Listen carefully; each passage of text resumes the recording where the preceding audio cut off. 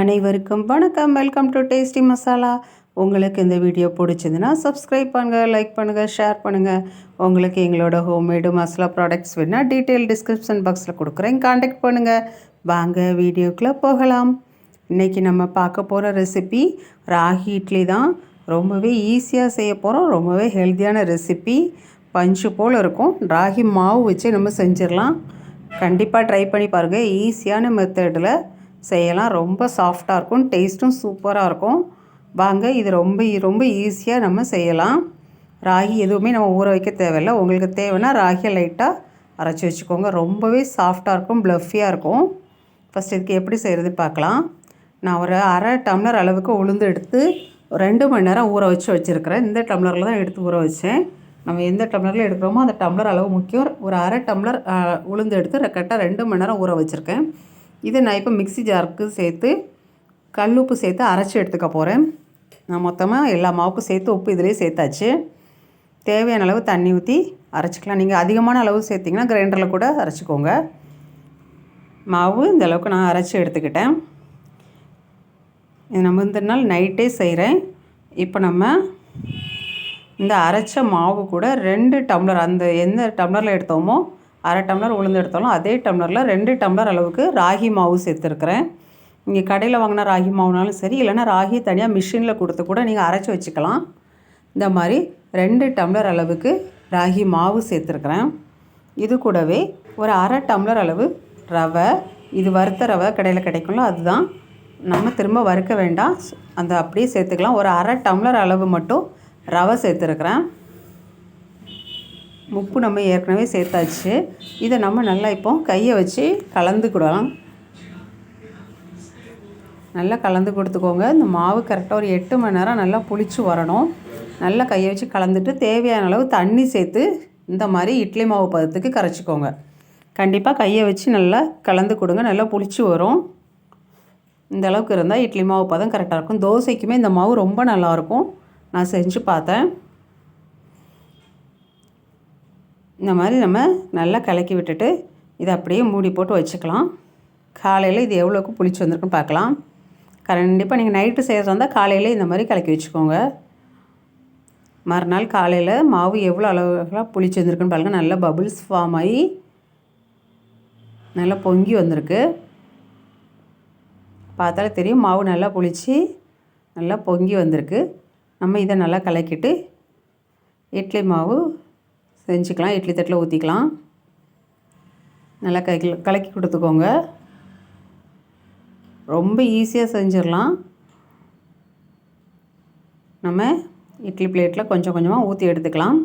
நல்லா உப்பி வரும். நீங்கள் பாதி அளவு ஊற்றினாலே போதும். ராகி ஊற வச்சு அரைக்கிறதுக்கெலாம் கஷ்டமாக இருந்தால் இந்த மாதிரி நம்ம ரொம்ப ஈஸியாக செய்யலாம். டேஸ்ட்டும் சூப்பராக இருக்கும். நீங்கள் ராகி கூட மிஷினில் திரித்து கூட வச்சுக்கலாம். இதே மாதிரி நீங்கள் கம்பு மாவு கூட சேர்த்து செய்யலாம். எல்லா சிறுதானிய மாவும் நம்ம இது கூட சேர்த்து இந்த மாதிரி செஞ்சுக்கலாம். தண்ணி நல்லா இட்லி பாத்திரத்தில் கொதித்து வந்துடுச்சு. நம்ம ஊற்றி வச்ச இட்லியெல்லாம் அதில் வச்சுக்கலாம்.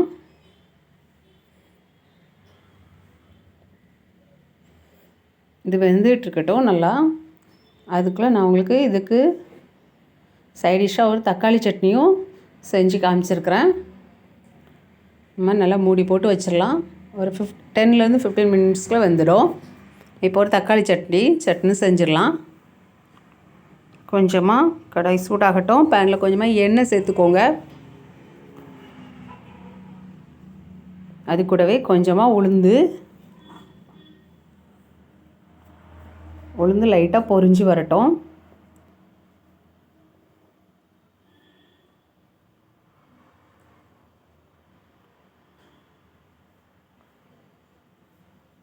நிறம் மாற வேண்டிய அவசியம்லாம். லைட்டாக அந்த மாதிரி பொரிஞ்சு வந்த உடனே 2 பச்சை மிளகா சேர்த்துக்கோங்க. அது கூடவே ஒரு கைப்பிடி அளவு கருவேப்பிலை சேர்த்து நல்லா கிளறி கொடுத்துக்கோங்க. அது கூடவே 2 பல் பூண்டு சேர்த்துருக்குறேன். அதையும் நல்லா கிளறி கொடுத்துக்கோங்க. பெரிய வெங்காயம் ஒரு 2 பெரிய வெங்காயம் பெருசாக கட் பண்ணி அதில் சேர்த்துருக்குறேன். இன்னும் நம்ம வதக்கி அரைக்க தான் போகிறோம். அதனால் இதையும் சேர்த்து நல்லா வதக்கலாம். கண்ணாடி பதம் வர வரைக்கும் லைட்டாக வதக்கி கொடுத்துக்கோங்க வெங்காயத்தை.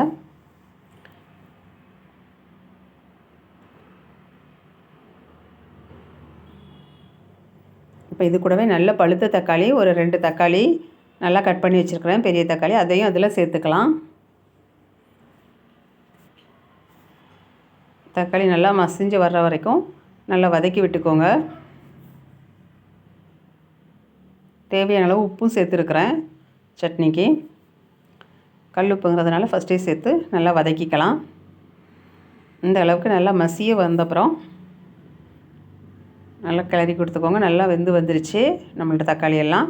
இப்போ நம்ம இதில் கொஞ்சமாக புதினா சேர்க்க போகிறோம். லாஸ்ட்டில் சேர்த்துக்கோங்க. புதினா ரொம்ப வதங்க வேண்டாம். சேர்த்துட்டு லைட்டாக கிளறி கொடுத்துக்கலாம். இந்த மாதிரி புதினா சேர்த்து செய்யுங்க, டேஸ்ட் இன்னும் சூப்பராக இருக்கும் தக்காளி சட்னி. அவ்வளோதான். நம்ம இதை நல்லா ஆற விட்டுறலாம். ஸ்டவ் ஆஃப் பண்ணிவிட்டு இது நல்லா ஆறட்டும். நம்ம அரைக்க வேண்டியதான். இப்போ நம்ம இட்லி ரெடி ஆகிட்டான்னு பார்த்துடலாம். பாருங்கள் எவ்வளோ அழகாக உப்பி வந்திருக்குன்னு. சூப்பராக ரெடி ஆகிட்டு வெந்துட்டான்னு பார்த்துக்கலாம். லைட்டாக தண்ணி தெளித்து ஒரு விரலை வச்சு அமைக்கி பார்த்தாலே தெரியும் நல்லா வெந்து வந்துருச்சு. இப்போ நம்ம இட்லியை ஒரு பிளேட்டில் மாற்றிக்கலாம். நான் சூடாக தான் எடுக்கிறேன். அது அவ்வளோ சாஃப்டாக அழகாக வந்துடும் பாருங்கள். லைட்டாக தண்ணி தெளிச்சிட்டு பிளேட்டுக்கு மாற்றிக்கலாம்.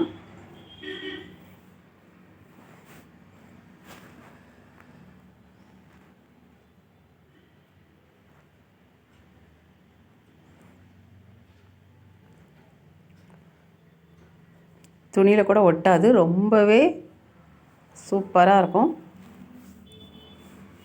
பார்த்தாலே தெரியும் நம்மளோட கேழ்வரகு இட்லி சுட சுட ரொம்பவே சாஃப்டாக புசு புசுன்னு ரெடி ஆகிட்டு. நீங்கள் ராகி ஊற வச்சு அரைக்க வேண்டிய அவசியம் இல்லை. இந்த மாதிரி மாவு நம்ம மிக்ஸ் பண்ணி சேர்த்து செஞ்சுக்கலாம். இதே மாதிரியே நீங்கள் கம்பு மாவு சோள மாவு எதுனாலும் நம்ம மாவு ரெடிமேடாக வச்சுட்டு 1/2 டம்ளர் உளுந்து மட்டும் நம்ம ஊற வச்சு அரைச்சா போதும். 1/2 டம்ளர் உளுந்துக்கு 2 டம்ளர் மாவு, 1/2 டம்ளர் ரவை. இந்த இதில் வந்து நீங்கள் எவ்வளோ நாளும் நீங்கள் சேர்த்து செய்யலாம். நீங்கள் 1 டம்ளர் உளுந்துனா 4 டம்ளர் ராகி மாவு, 1 டம்ளர் ரவை, அதான் கணக்கு.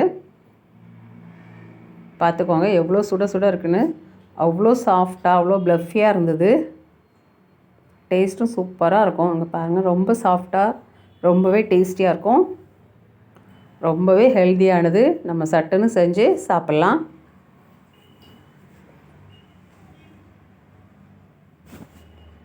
உளுந்து 2 மணி நேரம் ஊற வைக்கணும். அதே மாதிரி மாவு கலக்கி கண்டிப்பாக ஒரு 8 மணி நேரம் புளிக்கணும். அவ்வளோதான். நம்மளோட ராகி இட்லி ரெடி ஆகிட்டு. நான் 2வது உள்ள தட்டில் உள்ளதையும் எடுத்துட்டேன். ரொம்பவே டேஸ்டியாக இருக்கும். கண்டிப்பாக பாருங்கள். உங்களுக்காக ஆறுனப்புறம் ஒருக்காக காமிச்சிருக்கிறேன்.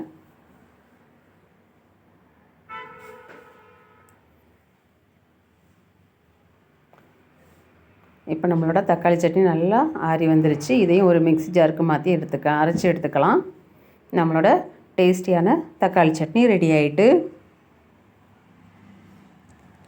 நம்மளோட ராகி இட்லி கூட நம்ம செஞ்ச தக்காளி சட்னி கூட சேர்த்து பரிமாறலாம்.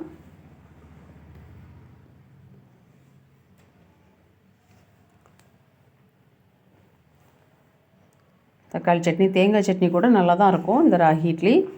அது கூடவே நான் கொஞ்சம் சாம்பார் வச்சுருந்தேன். ராகி இட்லி சாம்பார் வித் தக்காளி சட்னி. வீடியோ பார்த்த அனைவருக்கும் நன்றி. தேங்க்யூ.